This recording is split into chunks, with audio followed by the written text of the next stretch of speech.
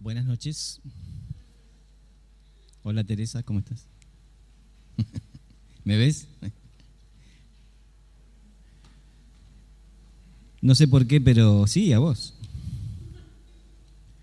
Bienvenida. Estuve repasando y pensando y me venía a la mente compartir algo que alguna vez compartimos un jueves en el aula de arriba mientras estudiábamos una serie que se llamó Joyas de los Salmos. Y durante esa serie vimos algunas maravillas que hay en los Salmos y me vino al corazón el poder compartir. Ustedes saben que en los Salmos, y podés posicionarte en el Salmo 1, teniendo que ver con la numerología, si a alguien le interesa, es un libro, es una recopilación de canciones que abarcan unos 900 años. Y escribió David y Asaf y el mismo Moisés y otros más, y algunos anónimos. Y cuando uno piensa en la cantidad de libros que hay en la Biblia, ¿cuántos libros tiene la Biblia? ¿Cuánto? 66. ¿No le parece un número feo para la Biblia? El 6 es tan humano, el 66 tan doblemente humano y maligno, y bueno, viene otro 6 y ya es diabólico. Pero cuando uno ve el libro de los Salmos o la extensión de todas las canciones de los Salmos, descubre aquello que a uno le gustaría, ¿no? Que sean 70 los libros de la Biblia, ¿no? Y en realidad la Biblia tiene 70 libros. Porque los Salmos son 5 libros, 5 etapas de recopilaciones de libros, y que abarcan también toda la historia del Pentateuco, y están divididos de esa manera. Por ejemplo, si usted abre su Biblia en el Salmo, la primera página, lo primero que lee, si su Biblia es parecida a la mía, ¿qué es lo primero que dice? Libro 1. Y entonces llegás hasta el 41 y tenés el 2, en el 72 tenés el 3, y mirá en el Salmo 107. Salmo 107 dice libro B, dijo uno una vez. Nunca estudió los números romanos. Libro 5. O sea que los salmos están compuestos por 5 libros. Ahí están, como los salmos contamos como uno solo, son 66 en la Biblia, pero faltan los 4 de los salmos. Así que tendríamos Salmo 1, 2, 3, 4 y 5, y en total la Biblia tiene 70 libros. Y ahí me cierra mejor, ¿no? Me cierra mucho mejor con el 7, por la relación que tiene con Dios. Tanta relación con Dios, ¿no? Con la misma creación, con todo lo que ha hecho, cuando habla de los espíritus de Dios y de la misma perfección y del logo distintivo de Dios, ese 777, ¿no? Que habla de su santidad y de su perfección. Ahora, hay otras cosas y detalles en los salmos, y quizás la joya más brillante dentro del tapiz, un tapiz oscuro de los salmos, sea el mismo Salmo 23. Un salmo que todo el mundo reconoce, ¿no? Un salmo que hasta los no creyentes memorizan, por lo menos la primera parte todo el mundo sabe.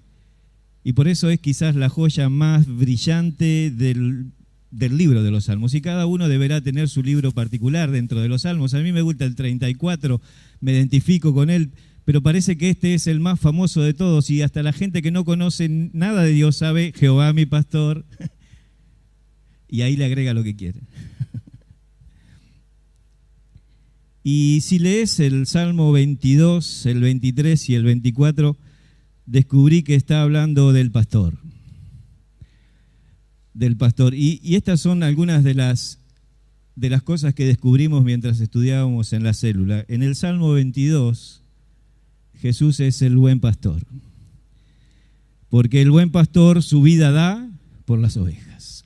Y el Salmo 22 habla de la cruz, habla de Jesucristo en la cruz, y no hay una descripción más gráfica que el Salmo 22 hablando de Cristo en la cruz. Ahora, el Salmo 23 habla del gran pastor, de nuestro guía, del gran pastor, el que está presente en nuestras vidas todos los días. Y ese es el Salmo 23. Y el Salmo 24, si lees el Salmo 24 que habla del futuro glorioso del Rey, el Rey de Gloria, dice en mi Biblia el título, tenés al príncipe de los pastores. ¿Sí? Cuando habla la Biblia que un día nos vamos a encontrar con el príncipe de los pastores. Y entonces en estos 3 salmos corriditos tenés al mismo pastor, pero un pastor sufriente, un pastor presente y un pastor que reina en el futuro. ¿Me seguís ahí? Entonces el Salmo 22 habla de Jesús como el Salvador, el 23 como el que satisface, y el Salmo 24 como lo presenta como el soberano. El 22 habla de Jesús como el pastor que vence la muerte con su propia muerte. El Salmo 23 de aquel que vive y el Salmo 24 del que viene. Por eso dice, abran las puertas, ahí viene el Señor. El Salmo 22 habla de la cruz. El 23 habla del cayado, no el silencioso, el palo que llevaba el pastor. Y el 24 habla de la corona del rey. El 22 habla de la gracia de Dios, del perdón de Dios, del precio del pecado, de la gran salvación del pastor, de su muerte. El Salmo 23 habla de la guía presente de ese Salvador. Y el 24 habla de la gloria futura. Entonces, uno está hablando del ayer, lo que Él hizo, porque la redención nuestra, la muerte de Cristo ahora está en el pasado, para algunos en el profeta estaba en el futuro, y los que vivieron aquella realidad estaban en el presente, pero para nosotros está en el ayer. Él murió por nosotros. El Salmo 23 habla del hoy, de la vida hoy, y el Salmo 24 habla del mañana. Yo quiero posicionarme en el Salmo 23. Y no voy a leerlo porque sé que está en tu mente, ¿verdad? Jehová mi pastor, nada me faltará. En lugares de delicados pastos me pastoreará, confortará mi alma. Y sé que todos estos 6 versículos del Salmo están en tu corazón. Y yo quiero posicionarme ahí en el Salmo 23 para hablar de una relación muy especial. Es decir, el cristiano tiene con Dios una relación. Y esto es algo, un gatillo muy, muy común entre los cristianos. Cuando alguien te pregunta, ¿cuál es tu religión? Y entonces vos decís, no tengo religión, tengo una relación. Y ese es el bocadillo justo para empezar a hablar de tu relación con Dios, de cuándo conociste a Dios. No es algo religioso, es una relación. Y el Salmo 23 va a hablar de una relación, de esa relación especial que uno tiene con Dios. Porque ¿cómo es esa relación? Claro, tenés una relación, pero ¿cómo es? Y parece que no hay un ejemplo más gráfico en el mundo o más entrante en el mundo que todos puedan entender que aquella figura que presenta el Salmo 23. El cristiano como la oveja y Dios como el pastor. Y entonces dice en los primeros versículos, Jehová es mi pastor. Ahora, si yo leo todo este pasaje, podría hacer un bosquejo como ve que no tiene nada, y dividirlo en 3. Del versículo 1 al 3, fíjate qué simple, la oveja les habla a las otras ovejas. Del versículo 1 al versículo 3, la oveja les habla a las otras ovejas. Del versículo 4 al 5, la oveja le habla con su pastor. Y en el versículo 6, la oveja se habla a sí misma. ¿Estás ahí? Así que del versículo 1 al 3, la oveja le habla a las otras ovejas. Le está contando una relación. En los versículos del medio, la oveja está hablando con su propio pastor. le dice, tu vara y tu cayado me infundirán aliento, le está hablando al pastor. Pero en el último versículo se habla a sí misma. El bien y la misericordia me seguirán todos los días de mi vida. A veces se está dando manija sola. Y entonces ahí tenés los tres aspectos y el bosquejo de la división de lo que significa una relación con Dios. Y fíjate que es simple, por eso es tan fácil de conocer y de entender. ¿Cómo es una relación con Dios? Lo primero es que es una relación publicada. Es una relación publicada. La oveja está publicando que tiene una relación. Es decir, el cristiano que tiene una relación con Dios no tiene una relación escondida, una relación secreta, es una relación publicada. Por eso expresa a toda voz, Él es mi pastor. Le está contando a las otras ovejas que tiene una relación. Ahora, esto qué común es, ¿no? Con los medios que manejamos ahora, ¿no? Porque cuando una chica se pone de novia con el muchacho con ella, cuando al final o finalmente ella dijo que sí, o él, que no se daba cuenta que tenía que decir que sí, dijo que sí, entonces los enamorados son los primeros en publicar. Y cuando uno va al muro de él o de ella, dice, tiene una relación. Y los novios le cuentan a todo el mundo, estoy enamorado. Porque tiene una relación y no puede esconder una relación de amor con él o con ella. Ahí en mi barrio hay una chica que parecía que nunca iba a tener una relación. De esas solteronas, viste, y una chica muy buena. Y un día salíamos de la iglesia y cuando llegamos a casa había un pasacalle y él le había puesto te amo y cruzaba todo el pasacalle hasta mi casa. Y yo decía, ¿quién me ama? Y empezamos a leer y claro, iba hasta la otra casa y amaba a la chica. Y aquella chica tímida no cortó el cartel como para que el barrio no se enterara. Lo dejó ahí varios días hasta que una tormenta lo llevó. Pero no podía contener y decir que estaban enamorados. Porque una relación es una relación publicada. No es como aquella chica que fue al viaje de egresados a Bariloche y venía de una familia cristiana y le preguntaron, ¿qué pasó? ¿Te fue bien? Y ella contó todo lo que había pasado. Y dijo, y aparte de eso, nadie se enteró que era cristiana. Así que fue a los boliches, disfrutó, hizo todo. Pero escondió algo que en realidad no tenía, porque si tenés una relación con Dios, tiene que ser publicada. No puede dejarse de enterar tu compañero de la escuela que sos creyente, no puede dejar de enterarse tu compañero o tu compañera de trabajo que sos del Señor. La oveja no puede dejar de decir, Él es mi pastor. Es una relación publicada que tiene una presión incontenible, una pertenencia saludable y una provisión asegurada. Fíjate que ahí te pongo el Salmo 2, capítulo 7. Dice el Salmo 2, capítulo 7, es un salmo mesiánico, está hablando del ungido, está hablando de Jesús.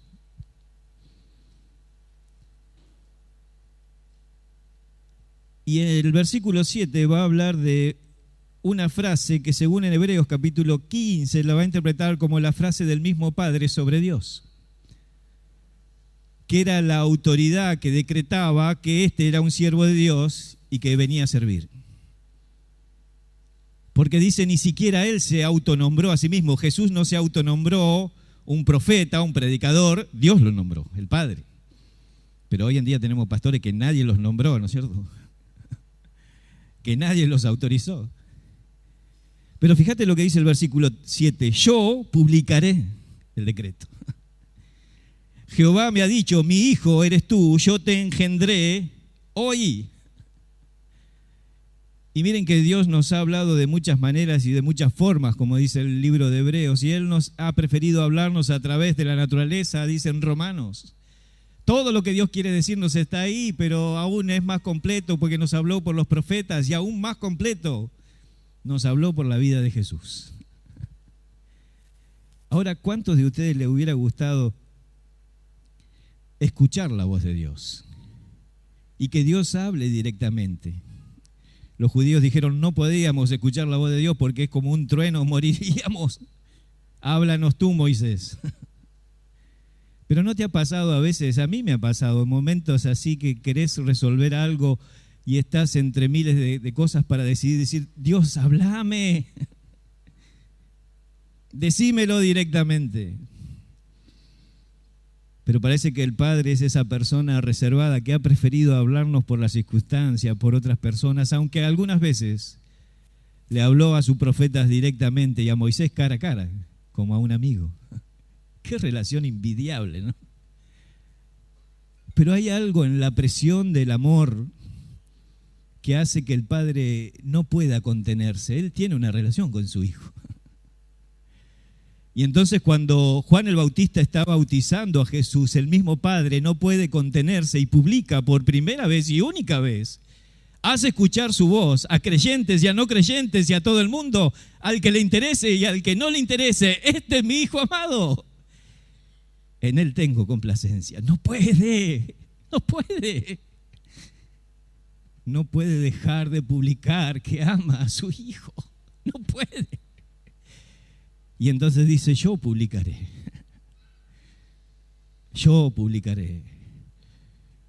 Y la voz de Dios se escuchó como nunca aquella tarde o mañana en la orilla del Jordán. Porque no pudo dejar de decir Dios que tenía una relación con su Hijo. Él lo amaba.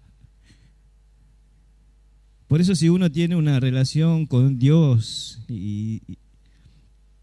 tan especial, si es una relación verdadera, es una relación de amor. Es una relación que nos pone en una presión incontenible. Jeremías 29 dice, quise callar, pero no pude. Había como un fuego metido entre mis huesos. No pude dejar de hablar de Él, lo amo.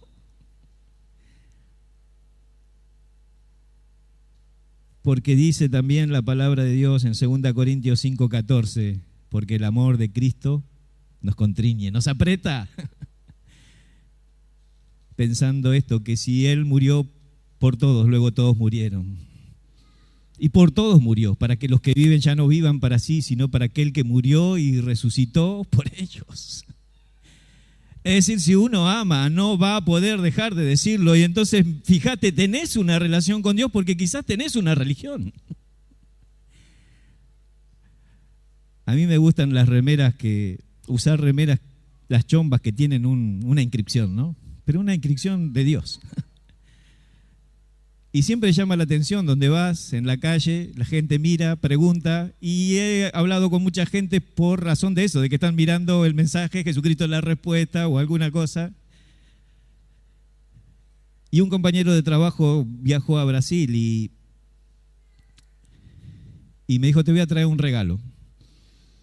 Y me trajo un regalo y me regaló una remera y decía en inglés, yo amo la cerveza. Era muy diferente de la remera que me gusta. Así que le agradecí, pero todavía no la usé hasta que empiece a probar, ¿no es cierto? Pero no es algo que yo quiero publicar. No está dentro de las publicaciones mías eso, aunque algunos creyentes sí publican diariamente algo, ¿no? Y siempre está la cerveza en su foto. Pero no es lo que yo quiero publicar, porque no es lo que amo. ¿Qué te gusta hablar? ¿De qué te gusta contar? Porque las ovejas, las otras también hablan, ¿no? Imagínate esta oveja saliendo al campo y las otras ovejas, ¿de qué le hablan? Del fútbol, del clima, de si sos kirchnerista o si sos de Macri, y entonces te dividen en un grupo y en el otro. ¿Y qué dice la oveja? Jehová es mi pastor. Ni de este lado, ni de aquel lado. Jehová es mi pastor. Es una presión incontenible. No podemos dejar de decir cuando amamos. No podemos dejar de publicar que estamos enamorados. Y claro, eso aleja a los buitres, ¿viste? Las chicas ponen en el Face, tengo una relación. Y todos los lobos que estaban alrededor, ya está. Pero también era para aquella solterona decir, tengo una relación. Alguien me ama. Porque no importa que tan mucho haya sido despreciado o rezagado en el amor, Él te ama. Y cuando le correspondas de la misma manera, porque todos sabemos que Dios no ama, y la pregunta es, ¿amas a Dios? Porque cuando la oveja, cuando el hombre, cuando el cristiano tiene una relación especial con Dios, no puede dejar de publicar. ¿Estás ahí? También publica una pertenencia saludable, dice, Él es mi pastor. Está diciendo, yo soy su oveja, le pertenezco. Estoy a las órdenes del pastor, pero Él es mío. Es una relación saludable porque es unida y vuelta. En Cantares 2:16 dice, mi amado es mío y yo suya. Y ahí va uno y escuchás todos los días y los noticieros, él la mató porque ella era mía, pero él no era suyo. Hay una relación enfermiza de poseer las personas. Las personas no te pertenecen hasta que vos no le perteneces. Por eso dice Pablo en una relación matrimonial, someteos unos a otros, él es tuyo, sí, si vos sos de él. Es un renunciar al otro, es un sometimiento al otro. No te pertenece tu cuerpo, le pertenece a él, está hablando del matrimonio y viceversa, es decir, se pertenecen, eso es saludable. Y qué saludable es sentir que no solo pertenecemos a Dios, sino que Él nos pertenece. Es mi Dios. Qué buena relación. Qué saludable relación. Hay una pertenencia, un sentimiento de pertenencia. Y hay una provisión asegurada. Jehová, mi pastor, no me faltará.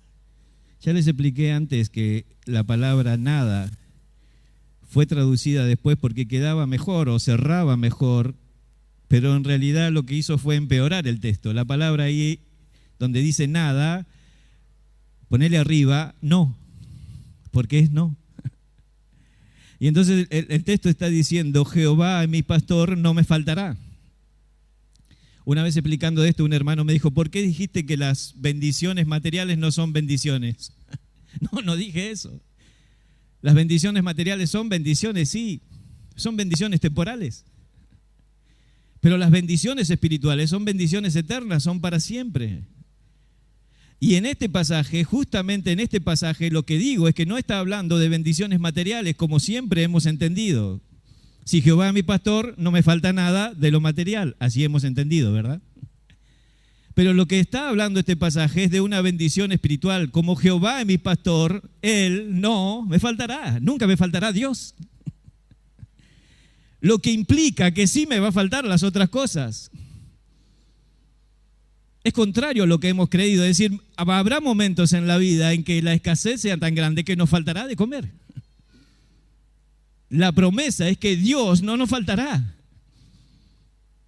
No, un cristiano no puede faltarle la comida, no puede quedarse sin trabajo. Ahí vas a iglesias de los milagros que dice, si vos sos cristiano no puedes estar enfermo. No te puedes enfermar. Este pasaje está diciendo, vas a enfermarte en el mundo, tendréis aflicción, pero confiad, yo he vencido al mundo.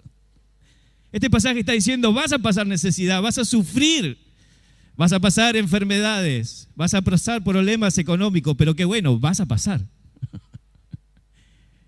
Porque la promesa es que en todas estas circunstancias de enfermedad, de la muerte de un ser querido, de quedarte sin trabajo, de problemas económicos y problemas familiares, en todos esos problemas que a veces no encontramos la salida, Él está presente, Él no te fallará. Y aun cuando todos te desamparen, como dice Pablo en mi primera defensa, ninguno estuvo a mi lado, pero el Señor estuvo. Él descubrió que Jesús había prometido esa gran bendición espiritual, su presencia y su compañía.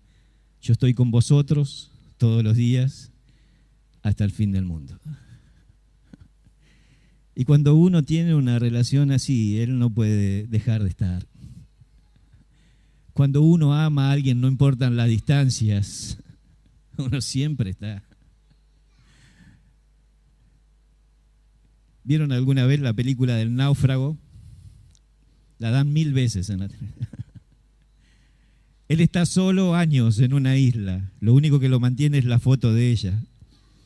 Ella ya lo traicionó, ¿viste? Se casó con otro. No iba a esperar un tipo, pero él lo sostiene y él le dice, siempre estuviste conmigo. ¿Cómo me hubiera gustado estar con vos? Siempre estuviste conmigo. Ahora Dios no es alguien que se va a ir en otro compromiso cuando estés en apuros. Él siempre está con vos. Y siempre está esperando y siempre está buscando. Es una provisión asegurada. Hay un pasaje que te puede explicar mejor, Hebreos capítulo 13.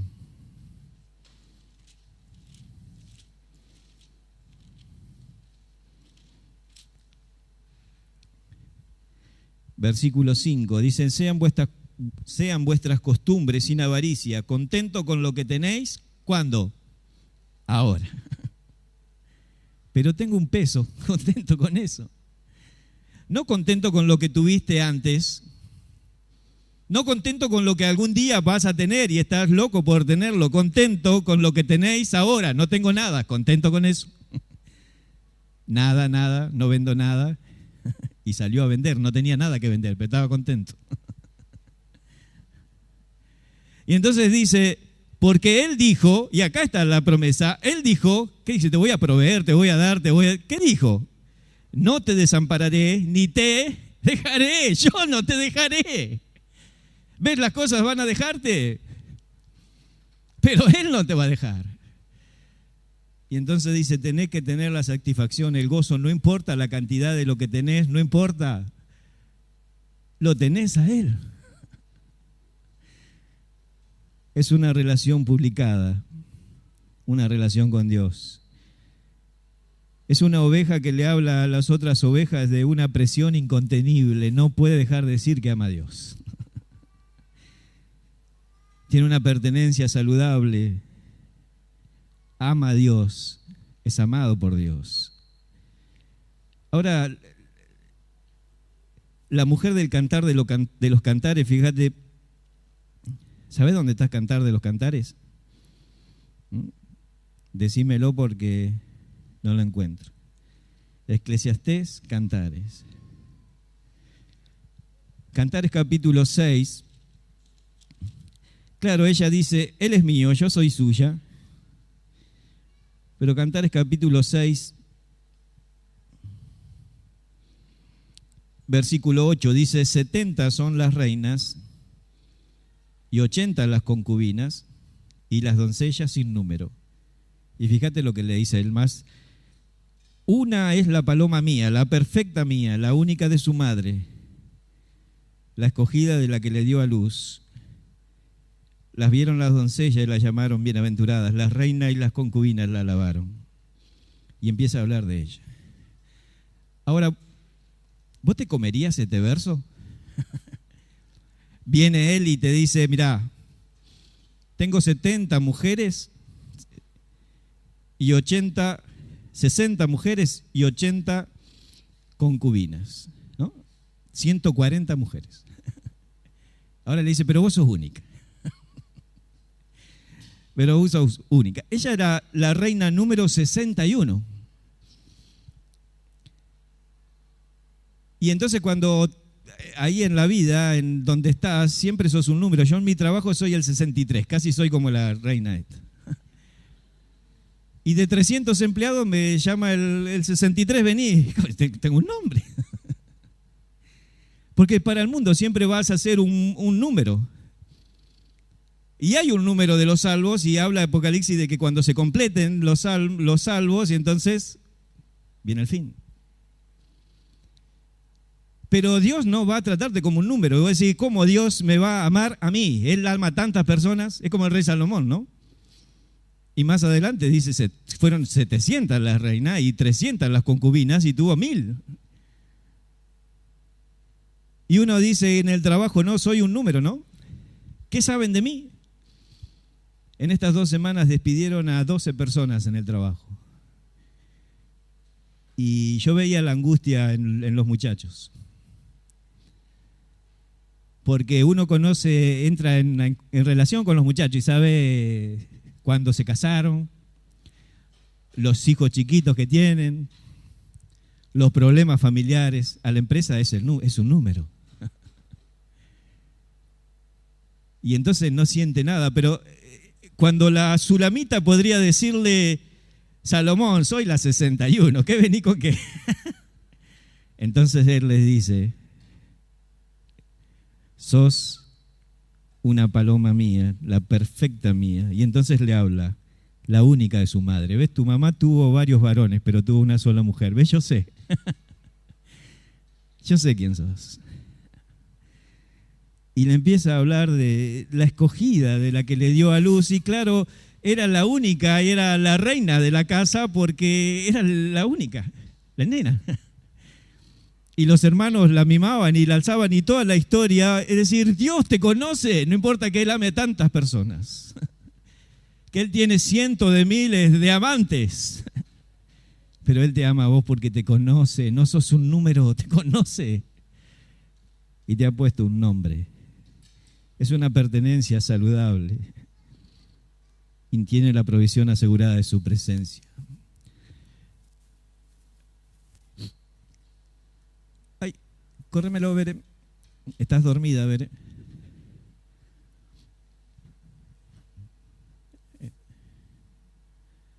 Es una relación personalizada. Ponelo otro, todo.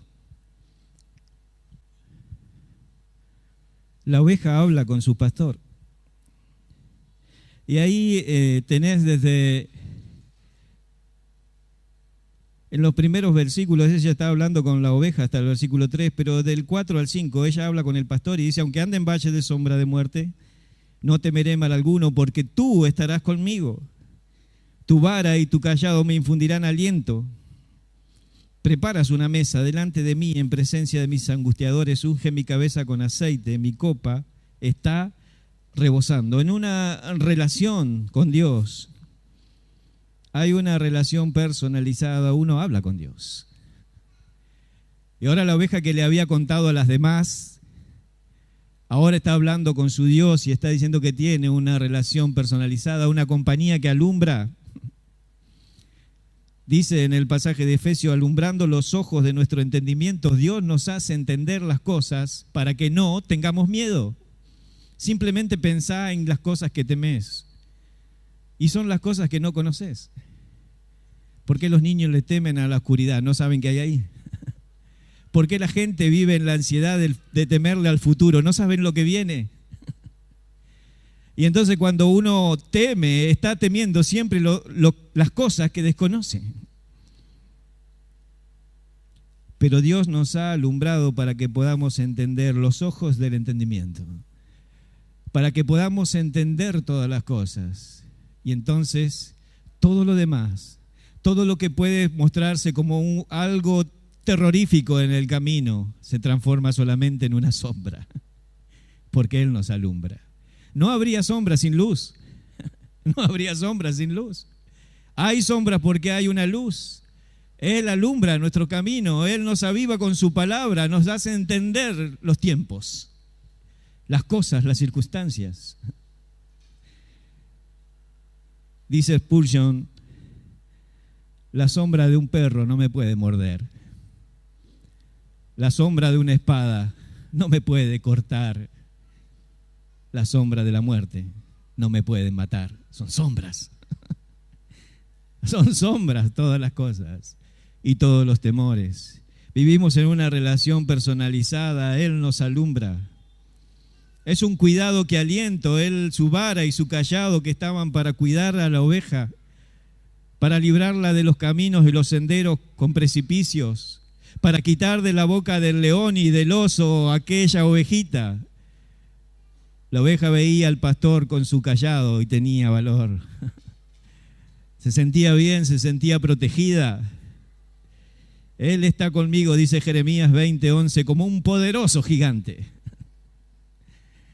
Anoche miraba esos programas de la guerra y descubría cómo algunos locos de estos que estuvieron con Hitler buscaban gigantes debajo de la tierra, porque decían, tenemos las armas más grandes, la bomba más grande, el cañón más grande, nos falta la gente más grande.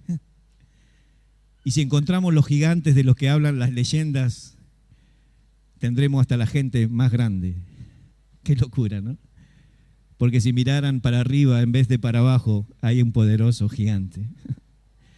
Y vos tenés a tu lado un poderoso gigante que te va a defender en todos los problemas y en todos los conflictos de la vida. Él te defiende. Y dejás tu ansiedad sobre Él porque Él cuida de tu vida. Es un cuidado que alienta. Es una comida que asombra. Aderezas mesa delante de mí en presencia de mis angustiadores.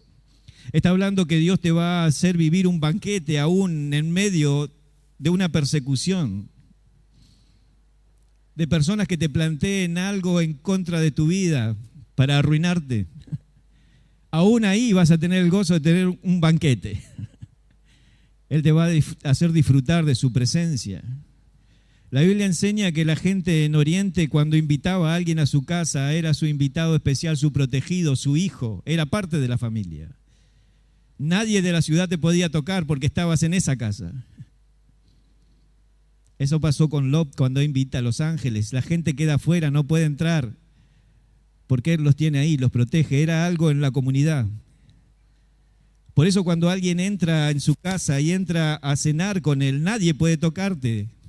Dice, Dios prepara una mesa, están los enemigos alrededor, pero no pueden tocarte, disfrutar de la vida. Porque no hay un mejor lugar que estar en la casa de Dios, y eso significa estar en comunión con Dios. Vivir con Dios, estar en la casa de Dios, es estar a salvo. Y no hablo del edificio, hablo de una relación, de estar con Él. Es un banquete continuo, del que nadie puede sacarte, del que nadie puede tocarte, porque Él te ha invitado. Qué maravilloso es saber que esto de la cena, tantos pasajes que hay en la Biblia que hablan de la cena. Y pensando en el Salmo y pensando en David, pienso en aquel momento en el que David fue ungido. Fue el profeta Samuel a casa de Elí a buscar a alguien que Dios había designado y no estaba. Y empezó a ver a sus hermanos mayores y ese no era el que Dios quería. ¿Se acuerdan la historia? Y él pregunta a Samuel, ¿falta alguien más? Sí, hay uno que quedó con las ovejas, era David. Y entonces Samuel dice esa frase, hagan venir al muchacho, porque no nos sentaremos a comer hasta que él venga. ¿No es maravilloso saber que nadie en el cielo se va a sentar a comer hasta que vengas a Él? Ninguno de nosotros podrá sentarse a comer hasta que el último entre. Y quizás en esta noche hay personas que todavía no han sido invitadas. Hoy quiero invitarte. Como si Dios rogara a través de nosotros, vení al encuentro de Dios. Porque ninguno de nosotros se va a sentar a comer hasta que vengas, hasta que estés con Él. Es una comida que asombra, la comida de Dios. Es una curación que alegra. Dice, unges mi cabeza con aceite, mi copa está rebosando. A veces pensamos, hablando de ungir, de que es el Espíritu Santo cayendo sobre los hermanos.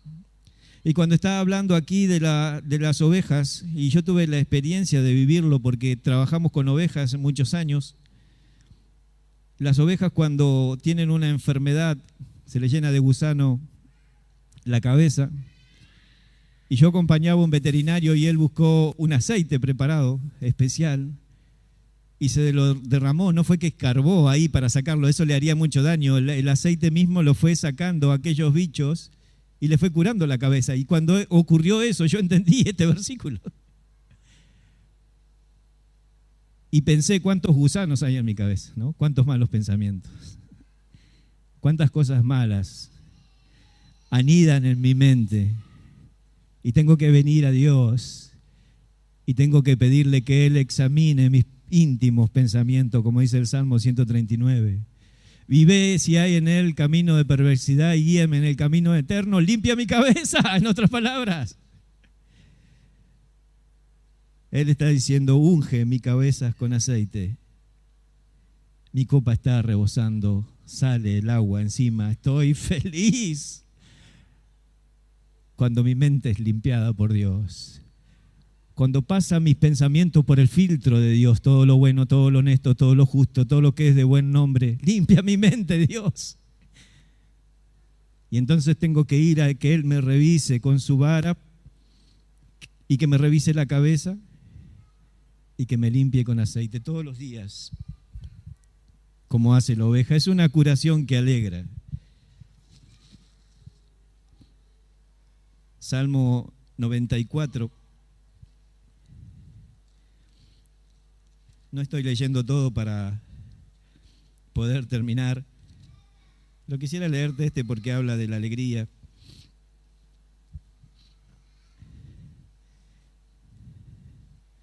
Salmo 94, 19. En la multitud de mis pensamientos dentro de mí, tus consolaciones alegraban mi alma. Es una curación que alegra.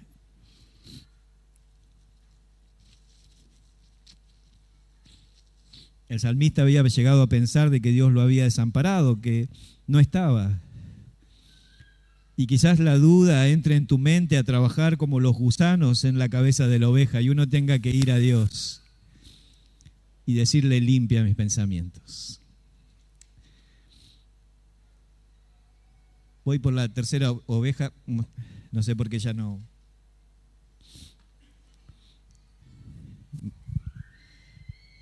Mirá, Bere, que esto sale en vivo, está siendo escrachada para...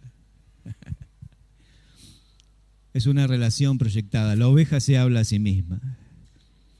Y en el último versículo la oveja se está hablando a sí misma y por eso habrá oportunidades en que con razón te digan que estás loco o que estás loca. Pero es la idea de ir repasando las promesas ahí en la soledad de lo que Dios te ha prometido. Y a veces no llega el pastor, no llega el hermano, no llega el que te va a aconsejar, pero Dios te ha dado tanto de la palabra y has escuchado tantas veces la palabra que está en tu corazón. Sacá de ahí, alentate. Y entonces la oveja saca cosas de su corazón y comienza a alentarse. Ciertamente el bien y la misericordia me seguirán todos los días de mi vida. Y en la casa de Jehová moraré por largos días. Es una relación proyectada. Y digo proyectada porque la misericordia, el bien, no son cosas que ella está persiguiendo, sino cosas que le siguen. No es que está buscando el bien y que la amen, está haciendo el bien y está amando. El hecho de que le siga habla de sus propias huellas, son las huellas que está dejando el bien y la misericordia. Se está obligando a sí misma a hacer el bien, no importa lo que pase adelante. Por eso dice la Escritura, y no nos cansemos de hacer el bien, porque al final cegaremos y no desmayamos. Y entonces la oveja se está animando a seguir y dejando una huella. Y finalmente habla de la eternidad, y en la casa de Dios moraré por largos días. Apocalipsis 14,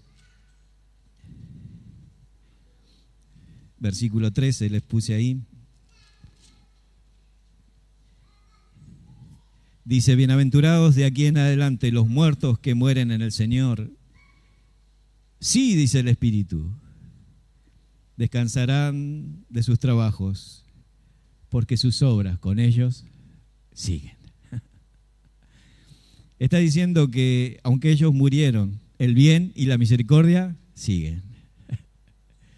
Porque la oveja que tiene una relación con Dios, aún de muerta, aún que muriera, aunque llegara al cielo, todavía sus obras y lo que hizo sigue vivo, seguirá vivo en otras ovejas que harán el mismo trabajo. Y ahora tenés acá todo el bosquejo, ¿no?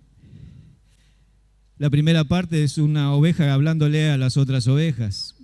Es una relación publicada. La segunda parte, la oveja le está hablando al Señor, a su pastor, y es una relación personalizada. Y la tercera parte es la oveja se habla a sí misma, a su propio corazón, y se anima a seguir adelante. Es una relación proyectada. Pero no falta algo acá. La oveja le habla a otras, la oveja habla con su pastor, la oveja se habla a sí misma. ¿Qué es lo que falta? ¿Sí? ¿Qué falta? Héctor, ¿qué falta? Falta que el pastor le hable a las ovejas, ¿verdad? Porque hasta ahora ha sido un monólogo y ahí la oveja está hablando. Falta que el pastor le hable a las ovejas. Y en Lucas 12:32 dice el pastor, en una relación placentera, no temáis, manada pequeña, porque a vuestro Padre le ha placido daros el reino. Y ahora el pastor le dice a todas las ovejas, no tengan miedo, porque a vuestro Padre, y le hace una relación placentera, hace parte de la familia. Porque a veces tenemos relaciones y no son placenteras. Y el matrimonio festeja los 30 años y entonces dicen que aguante, ¿no? Que aguante, puedes soportarlo a este o a aquel. Y es todo un sufrimiento haber llegado a los 30 años y a los 50 años y miles de historias, separaciones entre medios vueltos a encontrar. Pero la relación con Dios es una relación placentera y Dios la está nombrando. Dice, no tengan miedo, es un placer para mí. Él ha decidido complacerse en nuestro Padre, en el Hijo, por el Hijo. ¿Saben que Malaquías capítulo 1, versículo 10, una vez que lo leí me quedé una mañana llorando? Porque dice, habla el Señor, no tengo complacencia en vosotros. No tengo complacencia en vosotros. Y miraba a todo un pueblo lleno de pecado y de maldad. Un pueblo que había recibido la palabra, un pueblo que se había vuelto a la violencia, al soborno, a la idolatría. Y los mira todos. Yo me vi dentro de la multitud, escuchando a Dios decir, no tengo placer en vos, no tengo placer en ustedes. Y a veces decimos, cantemos de tal manera de darle placer a Dios, hagamos esto. No tengo placer. Pero en aquella voz que Dios publicó, dice, cuando se bautiza Jesús, y hablamos en esta noche, Él dijo, este es mi Hijo amado, en Él tengo complacencia. Y entonces cuando el Señor nos ve en Jesucristo, que es el único que le trae placer, Él mismo dijo acerca de sí mismo y su relación, porque yo hago siempre lo que le agrada. Por eso no me ha dejado solo el Padre, porque yo hago siempre placer, placer. Tuvo que gritar del cielo, tengo placer en este mi Hijo. Es por eso que cuando venimos a Jesús y dejamos nuestros pecados en Él, y somos perdonados de nuestras maldades y entramos a la familia de Dios, Él nos recibe. Y dice Juan, qué gozo, nos ha llamado hijo de Dios. Y es la única manera, si estamos en el Hijo, de que Dios pueda tener placer. Y de vivir con nosotros una relación placentera. Placentera. Porque estamos en el Hijo. Vamos a orar. Inclina tu rostro.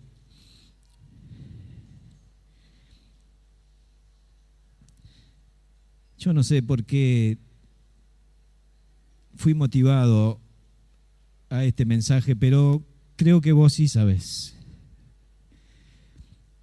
Por eso, si Dios te habló, decile gracias. Si Dios te alumbró de alguna manera, decirle gracias. Pero si estás lejos de Dios y te sentís lejos de su familia, decirle, Dios, perdona mis pecados, sálvame. Quiero ser un hijo tuyo. Sé que no te he dado placer en mi vida, pero sé que si tu hijo me perdona, tendré placer de parte tuya. Señor, perdona mis pecados. Sálvame en esta noche. haceme un hijo tuyo y que yo pueda tener una relación contigo. Sálvame ahora. Te lo pido en el nombre de Jesús, que murió por mí. Amén. Seguimos con el rostro inclinado, y si alguien hizo esta oración por primera vez, levante su mano y bájela. ¿Hay alguien así? Amén. Dios te bendiga. ¿Hay alguien más? ¿Hay alguien que le dijo a Dios, sálvame? Quiero entrar y ser parte de tu redil. Quiero ser un hijo tuyo. Quiero tener esa comunión. ¿Hay alguien así? Amén, querida. Dios te bendiga. Un consejero después se va a acercar y va a orar. ¿Hay alguien más? Muy bien. Que Dios te bendiga.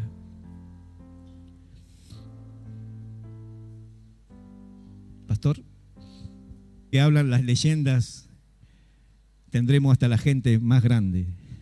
Qué locura, ¿no? Porque si miraran para arriba en vez de para abajo, hay un poderoso gigante. Y vos tenés a tu lado un poderoso gigante que te va a defender en todos los problemas y en todos los conflictos de la vida. Él te defiende. Y dejás tu ansiedad sobre Él porque Él cuida de tu vida. Es un cuidado que alienta. Es una comida que asombra. Aderezas mesa delante de mí en presencia de mis angustiadores. Está hablando que Dios te va a hacer vivir un banquete aún en medio de una persecución, de personas que te planteen algo en contra de tu vida para arruinarte. Aún ahí vas a tener el gozo de tener un banquete. Él te va a hacer disfrutar de su presencia. La Biblia enseña que la gente en Oriente, cuando invitaba a alguien a su casa, era su invitado especial, su protegido, su hijo, era parte de la familia. Nadie de la ciudad te podía tocar porque estabas en esa casa. Eso pasó con Lot cuando invita a los ángeles. La gente queda afuera, no puede entrar porque Él los tiene ahí, los protege. Era algo en la comunidad. Por eso cuando alguien entra en su casa y entra a cenar con Él, nadie puede tocarte. Dice, Dios prepara una mesa, están los enemigos alrededor, pero no pueden tocarte, disfrutar de la vida. Porque no hay un mejor lugar que estar en la casa de Dios, y eso significa estar en comunión con Dios. Vivir con Dios, estar en la casa de Dios, es estar a salvo. Y no hablo del edificio, hablo de una relación, de estar con Él. Es un banquete continuo, del que nadie puede sacarte, del que nadie puede tocarte, porque Él te ha invitado. Qué maravilloso es saber que esto de la cena, tantos pasajes que hay en la Biblia que hablan de la cena. Y pensando en el Salmo y pensando en David, pienso en aquel momento en el que David fue ungido. Fue el profeta Samuel a casa de Elí a buscar a alguien que Dios había designado y no estaba. Y empezó a ver a sus hermanos mayores y ese no era el que Dios quería. ¿Se acuerdan la historia? Y él pregunta a Samuel, ¿falta alguien más? Sí, hay uno que quedó con las ovejas, era David. Y entonces Samuel dice esa frase, hagan venir al muchacho, porque no nos sentaremos a comer hasta que él venga. ¿No es maravilloso saber que nadie en el cielo se va a sentar a comer hasta que vengas a Él? Ninguno de nosotros podrá sentarse a comer hasta que el último entre. Y quizás en esta noche hay personas que todavía no han sido invitadas. Yo hoy quiero invitarte. Como si Dios rogara a través de nosotros. Voy por la tercera oveja. No sé por qué ya no.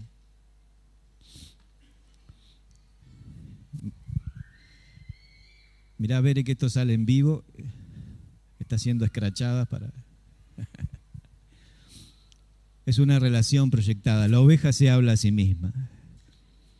Y en el último versículo la oveja se está hablando a sí misma y por eso habrá oportunidades en que con razón te digan que estás loco. O que estás loca. Pero es la idea de ir repasando las promesas ahí en la soledad de lo que Dios te ha prometido. Y a veces no llega el pastor, no llega el hermano, no llega el que te va a aconsejar, pero Dios te ha dado tanto de la palabra y has escuchado tantas veces la palabra que está en tu corazón. Sacá de ahí, alentate.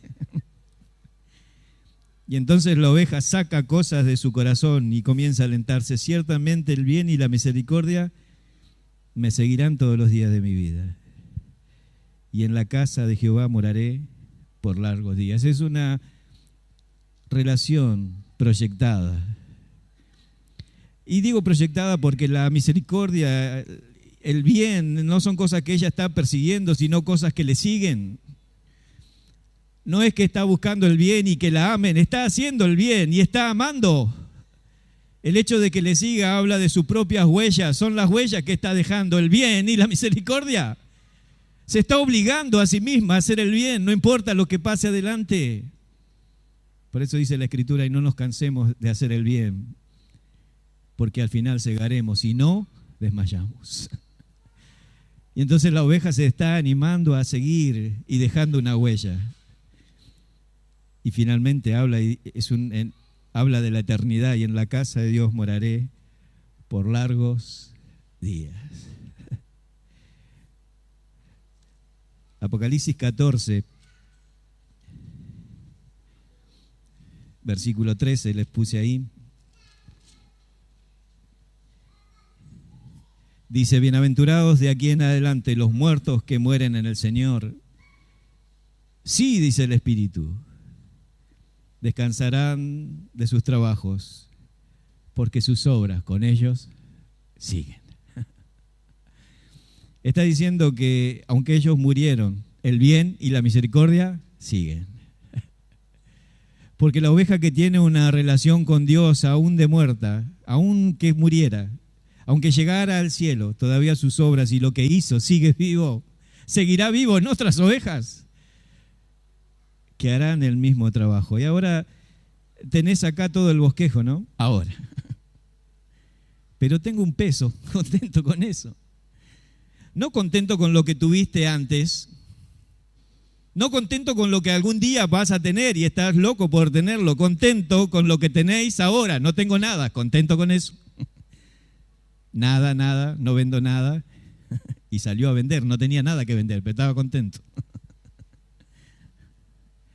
Y entonces dice, porque Él dijo, y acá está la promesa, Él dijo, ¿qué dice? Te voy a proveer, te voy a dar, ¿qué dijo?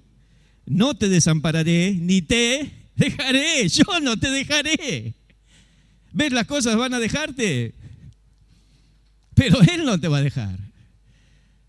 Y entonces dice, tenés que tener la satisfacción, el gozo, no importa la cantidad de lo que tenés, no importa, lo tenés a Él. Es una relación publicada, una relación con Dios. Es una oveja que le habla a las otras ovejas de una presión incontenible, no puede dejar de decir que ama a Dios. Tiene una pertenencia saludable, ama a Dios, es amado por Dios. Ahora, la mujer del cantar de los cantares, fíjate, ¿sabés dónde está el cantar de los cantares? Decímelo porque no lo encuentro. Eclesiastés, Cantares. Cantares capítulo 6. Claro, ella dice, Él es mío, yo soy suya. Pero Cantares capítulo 6, versículo 8, dice, 70 son las reinas y 80 las concubinas y las doncellas sin número. Y fíjate lo que le dice él más. Una es la paloma mía, la perfecta mía, la única de su madre, la escogida de la que le dio a luz.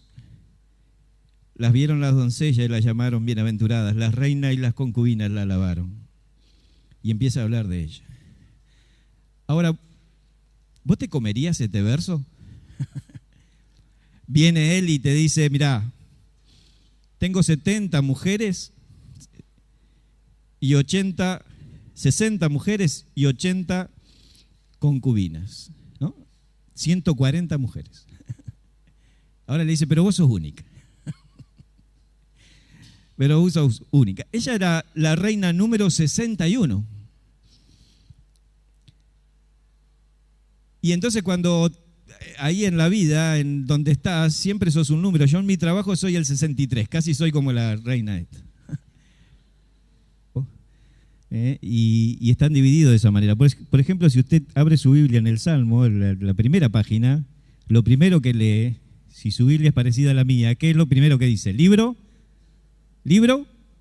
1. Y entonces llegás hasta el 41 y tenés el 2, en el 72 tenés el 3, y mirá en el Salmo 107. Salmo 107 dice libro B, dijo uno una vez. Nunca estudió los números romanos. Libro 5. O sea que los salmos están compuestos por 5 libros. Ahí están, como los salmos contamos como uno solo, son 66 en la Biblia, pero faltan los 4 de los salmos. Así que tendríamos Salmo 1, 2, 3, 4 y 5, y en total la Biblia tiene 70 libros. Y ahí me cierra mejor, ¿no?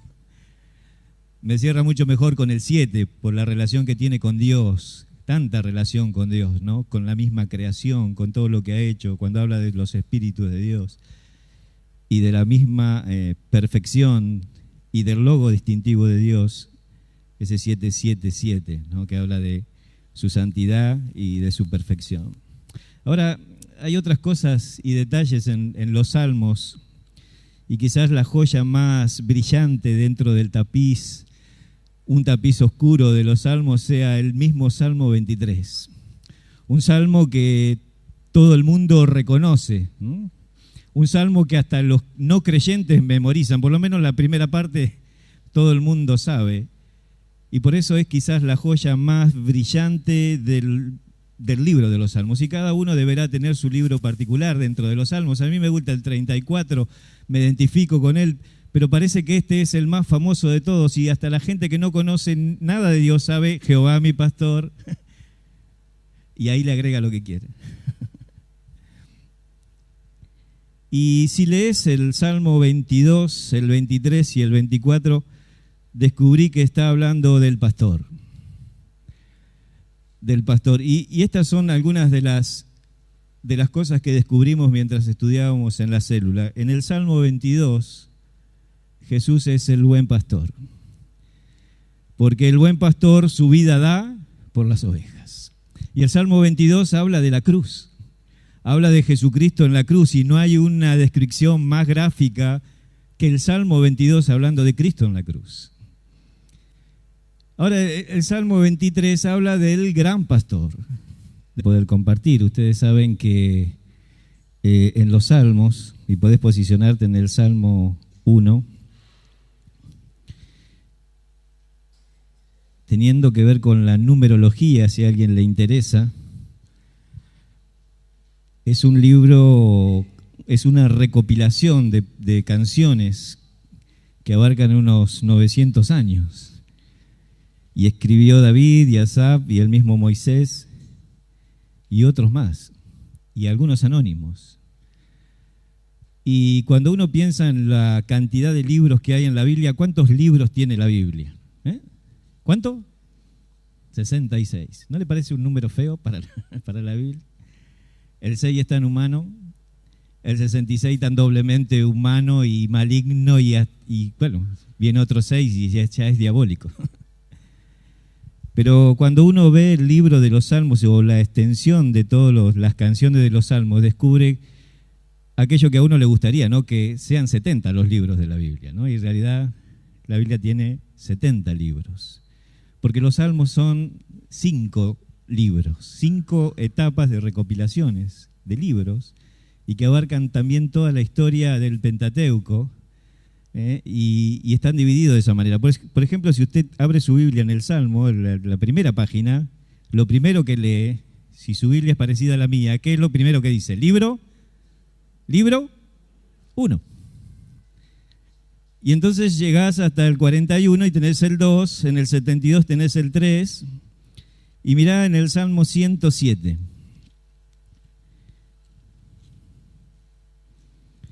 Salmo 107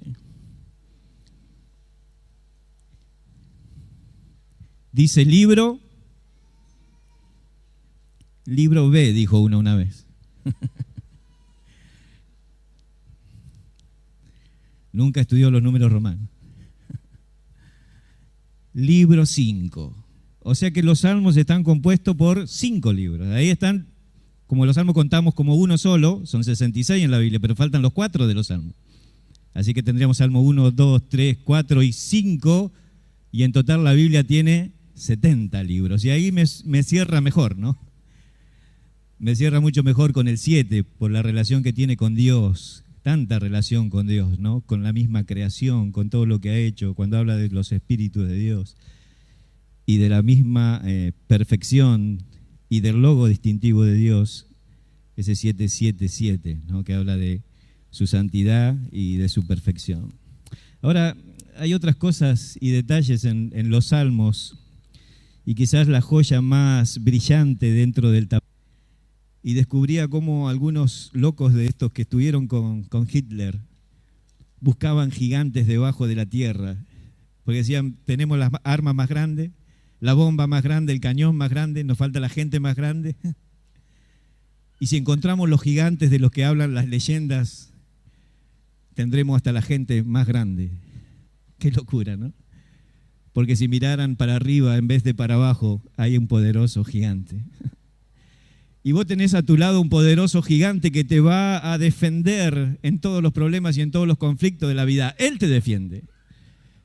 Y dejás tu ansiedad sobre Él porque Él cuida de tu vida. Es un cuidado que alienta. Es una comida que asombra. Aderezas mesa delante de mí en presencia de mis angustiadores. Está hablando que Dios te va a hacer vivir un banquete aún en medio de una persecución, de personas que te planteen algo en contra de tu vida para arruinarte. Aún ahí vas a tener el gozo de tener un banquete. Él te va a hacer disfrutar de su presencia. La Biblia enseña que la gente en Oriente, cuando invitaba a alguien a su casa, era su invitado especial, su protegido, su hijo, era parte de la familia. Nadie de la ciudad te podía tocar porque estabas en esa casa. Eso pasó con Lot cuando invita a los ángeles. La gente queda afuera, no puede entrar, porque Él los tiene ahí, los protege. Era algo en la comunidad. Por eso cuando alguien entra en su casa y entra a cenar con Él, nadie puede tocarte. Dice, Dios prepara una mesa, están los enemigos alrededor, pero no pueden tocarte, disfrutar de la vida. Porque no hay un mejor lugar que estar en la casa de Dios, y eso significa estar en comunión con Dios. Vivir con Dios, estar en la casa de Dios, es estar a salvo. Y no hablo del edificio, hablo de una relación, de estar con Él. Es un banquete continuo, del que nadie puede sacarte, del que nadie puede tocarte, porque Él te ha invitado.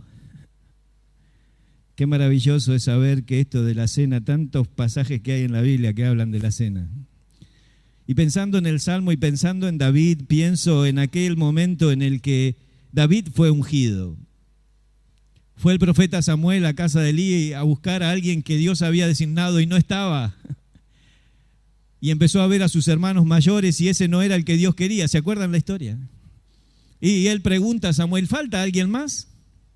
Sí, hay uno que quedó con las ovejas, era David. Y entonces Samuel dice esa frase, hagan venir al muchacho, porque no nos sentaremos a comer hasta que él venga. ¿No es maravilloso saber? Claro, ella dice, él es mío, yo soy suya. Pero Cantares capítulo 6, versículo 8, dice, 70 son las reinas y 80 las concubinas y las doncellas sin número. Y fíjate lo que le dice él más. Una es la paloma mía, la perfecta mía, la única de su madre, la escogida de la que le dio a luz. Las vieron las doncellas y las llamaron bienaventuradas, las reinas y las concubinas la alabaron. Y empieza a hablar de ella. Ahora, ¿vos te comerías este verso? Viene él y te dice, mirá, tengo 70 mujeres y 80, 60 mujeres y 80 concubinas, ¿no? 140 mujeres. Ahora le dice, pero vos sos única. Pero vos sos única. Ella era la reina número 61. Y entonces cuando ahí en la vida, en donde estás, siempre sos un número. Yo en mi trabajo soy el 63, casi soy como la reina esta. Y de 300 empleados me llama el 63, vení, tengo un nombre. Porque para el mundo siempre vas a ser un número. Y hay un número de los salvos y habla Apocalipsis de que cuando se completen los salvos y entonces viene el fin. Pero Dios no va a tratarte como un número. Y voy a decir, ¿cómo Dios me va a amar a mí? Él ama a tantas personas. Es como el rey Salomón, ¿no? Y más adelante dice, fueron 700 las reinas y 300 las concubinas y tuvo 1000. Y uno dice en el trabajo, no, soy un número, ¿no? ¿Qué saben de mí? En estas 2 semanas despidieron a 12 personas en el trabajo. Y yo veía la angustia en los muchachos. Porque uno conoce, entra en relación con los muchachos y sabe cuándo se casaron, los hijos chiquitos que tienen, los problemas familiares. A la empresa es un número. Y entonces no siente nada, pero cuando la sulamita podría decirle, Salomón, soy la 61, ¿qué vení con qué? Entonces él les dice, sos una paloma mía, la perfecta mía. Y entonces le habla, la única de su madre. ¿Ves? Tu mamá tuvo varios varones, pero tuvo una sola mujer. ¿Ves? Yo sé. Yo sé quién sos. Y le empieza a hablar de la escogida presente en nuestras vidas todos los días. Y ese es el Salmo 23. Y el Salmo 24, si lees el Salmo 24 que habla del futuro glorioso del rey, el rey de gloria, dice en mi Biblia el título, tenés al príncipe de los pastores. ¿Sí? Cuando habla la Biblia que un día nos vamos a encontrar con el príncipe de los pastores. Y entonces en estos 3 salmos corriditos tenés al mismo pastor, pero un pastor sufriente, un pastor presente y un pastor que reina en el futuro. ¿Me seguís ahí? Entonces el Salmo 22 habla de Jesús como el Salvador, el 23 como el que satisface y el Salmo 24 como lo presenta como el soberano. El 22 habla de Jesús como el pastor que vence la muerte con su propia muerte.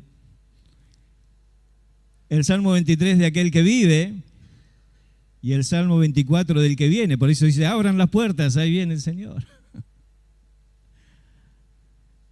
El Salmo 22 habla de la cruz. El 23 habla del cayado, no el silencioso, el palo que llevaba el pastor. Y el 24 habla de la corona del rey. El 22 habla de la gracia de Dios, del perdón de Dios, del precio del pecado, de la gran salvación del pastor, de su muerte. El Salmo 23 habla de la guía presente de ese Salvador.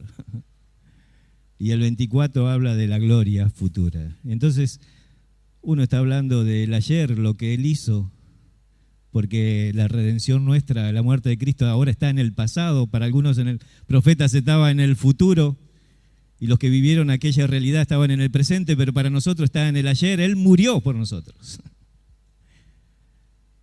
El Salmo 23 habla del hoy, de la vida hoy, y el Salmo 24 habla del mañana. Yo quiero posicionarme en el Salmo 23.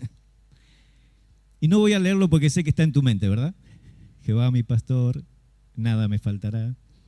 En lugares de delicados pastos me pastoreará, confortará mi alma. Y sé que todos estos 6 versículos del Salmo están en tu corazón. Y yo quiero posicionarme ahí en el Salmo 23 para hablar de una relación muy especial. Es decir, el cristiano tiene con Dios una relación. Y esto es algo, un gatillo muy, muy común entre los cristianos. Cuando alguien te pregunta, ¿cuál es tu relaciones? Que abarcan unos 900 años. Y escribió David y Asaf y el mismo Moisés y otros más. Y algunos anónimos. Y cuando uno piensa en la cantidad de libros que hay en la Biblia, ¿cuántos libros tiene la Biblia? ¿Cuánto? 66. ¿No le parece un número feo para la Biblia? El 6 es tan humano, el 66 tan doblemente humano y maligno, y bueno, viene otro 6 y ya es diabólico. Pero cuando uno ve el libro de los Salmos o la extensión de todas las canciones de los Salmos, descubre aquello que a uno le gustaría, ¿no? Que sean 70 los libros de la Biblia, ¿no? Y en realidad la Biblia tiene 70 libros. Porque los Salmos son 5 libros, 5 etapas de recopilaciones de libros, y que abarcan también toda la historia del Pentateuco, y están divididos de esa manera. Por ejemplo, si usted abre su Biblia en el Salmo, la primera página, lo primero que lee, si su Biblia es parecida a la mía, ¿qué es lo primero que dice? Libro 1. Y entonces llegás hasta el 41 y tenés el 2, en el 72 tenés el 3, y mirá en el Salmo 107. Salmo 107 dice libro B, dijo uno una vez. Nunca estudió los números romanos. Libro 5. O sea que los salmos están compuestos por 5 libros. Ahí están, como los salmos contamos como uno solo, son 66 en la Biblia, pero faltan los 4 de los salmos. Así que tendríamos salmo 1, 2, 3, 4 y 5, y en total la Biblia tiene 70 libros. Y ahí me cierra mejor, ¿no? Me cierra mucho mejor con el 7, por la relación que tiene con Dios. Tanta relación con Dios, ¿no? Con la misma creación, con todo lo que ha hecho, cuando habla de los espíritus de Dios y de la misma perfección y del logo distintivo de Dios, ese 777, ¿no? Que habla de su santidad y de su perfección. Ahora, hay otras cosas y detalles en los salmos, y quizás la joya más brillante dentro del tapiz, un tapiz oscuro de los salmos, sea el mismo Salmo 23. Un salmo que todo el mundo reconoce, ¿no? Un salmo que hasta los no creyentes memorizan, por lo menos la primera parte todo el mundo sabe. Y por eso es quizás la joya más brillante del como el que satisface, y el Salmo 24 como lo presenta como el soberano. El 22 habla de Jesús como el pastor que vence la muerte con su propia muerte. El Salmo 23 de aquel que vive, y el Salmo 24 del que viene. Por eso dice, abran las puertas, ahí viene el Señor. El Salmo 22 habla de la cruz. El 23 habla del cayado, no el silencioso, el palo que llevaba el pastor. Y el 24 habla de la corona del rey. El 22 habla de la gracia de Dios, del perdón de Dios, del precio del pecado, de la gran salvación del pastor, de su muerte. El Salmo 23 habla de la guía presente de ese Salvador. Y el 24 habla de la gloria futura. Entonces, uno está hablando del ayer, lo que Él hizo, porque la redención nuestra, la muerte de Cristo ahora está en el pasado. Para algunos en el profeta se estaba en el futuro, y los que vivieron aquella realidad estaban en el presente, pero para nosotros está en el ayer. Él murió por nosotros. El Salmo 23 habla del hoy, de la vida hoy, y el Salmo 24 habla del mañana. Yo quiero posicionarme en el Salmo 23. Y no voy a leerlo porque sé que está en tu mente, ¿verdad? Jehová mi pastor, nada me faltará. En lugares de delicados pastos me pastoreará. confortará mi alma. Y sé que todos estos 6 versículos del Salmo están en tu corazón. Y yo quiero posicionarme ahí en el Salmo 23 para hablar de una relación muy especial. Es decir, el cristiano tiene con Dios una relación. Y esto es algo, un gatillo muy, muy común entre los cristianos. Cuando alguien te pregunta, ¿cuál es tu religión? Y entonces vos decís, no tengo religión, tengo una relación. Y ese es el bocadillo justo para empezar a hablar de tu relación con Dios, de cuándo conociste a Dios. No es algo religioso, es una relación. Y el Salmo 23 va a hablar de una relación, de esa relación especial que uno tiene con Dios. Porque ¿cómo es esa relación? Claro, tenés una relación, pero ¿cómo es? Y parece que no hay un ejemplo más gráfico en el mundo o más entrante en el mundo que todos puedan entender que aquella figura que presenta el Salmo 23. El cristiano como la oveja y Dios como el pastor. Y entonces dice en los primeros versículos, Jehová me hará hasta que vengas, hasta que estés con Él. Es una comida que asombra, la comida de Dios. Es una curación que alegra. Dice, unges mi cabeza con aceite, mi copa está rebosando. A veces pensamos, hablando de ungir, de que es el Espíritu Santo cayendo sobre los hermanos. Y cuando estaba hablando aquí de las ovejas, y yo tuve la experiencia de vivirlo porque trabajamos con ovejas muchos años, las ovejas cuando tienen una enfermedad, se les llena de gusano la cabeza, y yo acompañaba a un veterinario y él buscó un aceite preparado, especial, y se lo derramó, no fue que escarbó ahí para sacarlo, eso le haría mucho daño, el aceite mismo lo fue sacando a aquellos bichos y le fue curando la cabeza. Y cuando ocurrió eso, yo entendí este versículo. Y pensé cuántos gusanos hay en mi cabeza, ¿no? Cuántos malos pensamientos, cuántas cosas malas anidan en mi mente. Y tengo que venir a Dios y tengo que pedirle que Él examine mis íntimos pensamientos, como dice el Salmo 139. Vive si hay en él camino de perversidad y guíame en el camino eterno. Limpia mi cabeza, en otras palabras. Él está diciendo, unge mi cabeza con aceite. Mi copa está rebosando, sale el agua encima. Estoy feliz cuando mi mente es limpiada por Dios.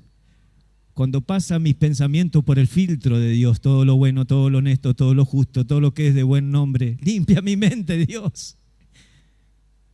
Y entonces tengo que ir a que Él me revise con su vara y que me revise la cabeza y que me limpie con aceite todos los días, como hace la oveja. Es una curación que alegra.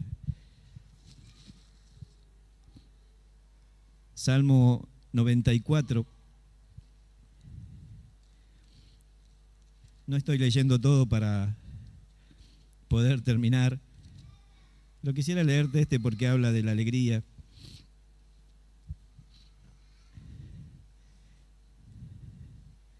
Salmo 94, 19. En la multitud de mis pensamientos dentro de mí, tus consolaciones alegraban mi alma.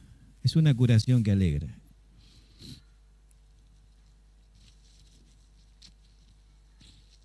El salmista había llegado a pensar de que Dios lo había desamparado, que no estaba. Y quizás la duda entre en tu mente a trabajar como los gusanos en la cabeza de la oveja y uno tenga que ir a Dios. Y de ese versículo 13 les puse ahí.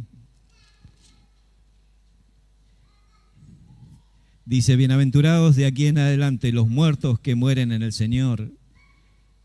Sí, dice el Espíritu, descansarán de sus trabajos, porque sus obras con ellos siguen.